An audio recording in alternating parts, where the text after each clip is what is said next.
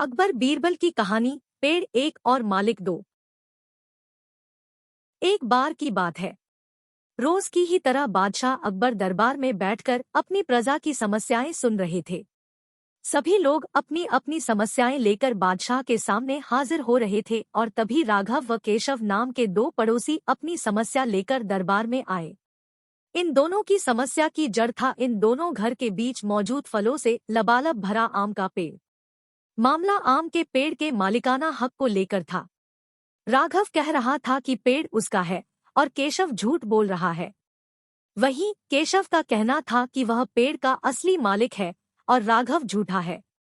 पेड़ एक और मालिक दो का मामला बहुत उलझा हुआ था और दोनों में से कोई भी हार मानने को तैयार नहीं था। दोनों पक्षों की बातें सुनकर और सोच विचार करने के बाद बादशाह अकबर ने यह मामला अपने नवरत्नों में से एक बीरबल को सौंप दिया।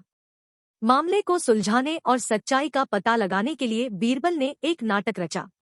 उस शाम बीरबल ने दो सिपाहियों से कहा कि वे राघव के घर जाएं और कहें कि उसके आम के पेड़ से आम चोरी हो रहे हैं। उन्होंने दो सिपाहियों को केशव के घर जाकर भी यही संदेश देने को कहा। साथ ही बीरबल ने कहा कि यह संदेश देने के बाद वो उनके घर के पीछे छिपकर देखें कि राघव और केशव क्या करते हैं।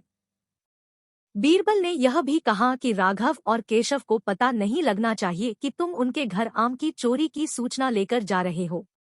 सिपाहियों ने बिल्कुल वैसा ही किया जैसा बीरबल ने कहा। दो सिपाही केशव के घर गए और दो राघव के घर। जब वो वहां पहुंचे तो उन्हें पता चला कि राघव और केशव दोनों ही घर में नहीं थे, तो सिपाहियों ने उनकी पत्नियों को यह संदेश दे दिया।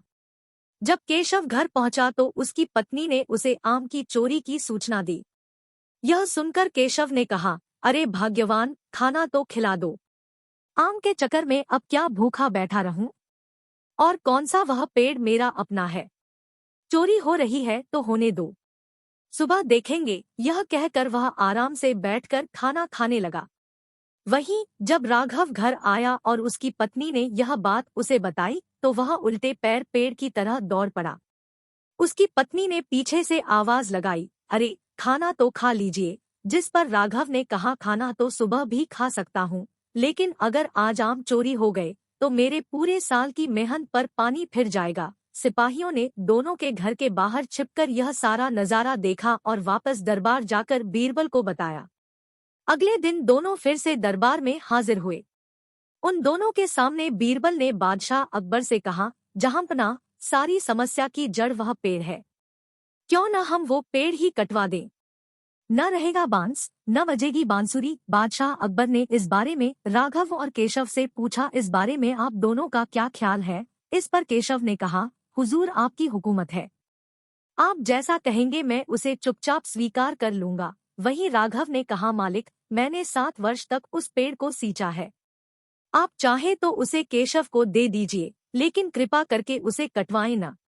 मैं आपके आगे हाथ जोड़ता हूँ। उन दोनों की बात सुनकर बादशाह अकबर ने बीरबल की तरह देखा और कहा, अब आपका क्या कहना है बीरबल? इसके बाद बीरबल ने बादशाह को बीती रात का किस्सा सुनाया और मुस्कुराते हुए कहा, हुजूर, पेड़ एक और मालिक दो, ऐसा कैसे हो सकता है? कल रात हुई घटना और आज हुई इस बात के बाद यह साबित हो चुका है कि राघव ही पेड़ का असली मालिक है और केशव झूठ बोल रहा है। यह सुनकर बादशाह ने बीरबल को शाबाशी दी। उन्होंने अपने हक के खातिर लड़ने के लिए राघव को बधाई दी और चोरी करने व झूठ बोलने के लिए केशव को जेल में बंद करने का आदेश दिया। कहानी से सीख। एक पेड़ और दो मालिक कहानी से हमें यह सीख मिलती है कि परिश्रम किए बिना छल से किसी और की चीज चुराने का अंजाम बुरा होता है।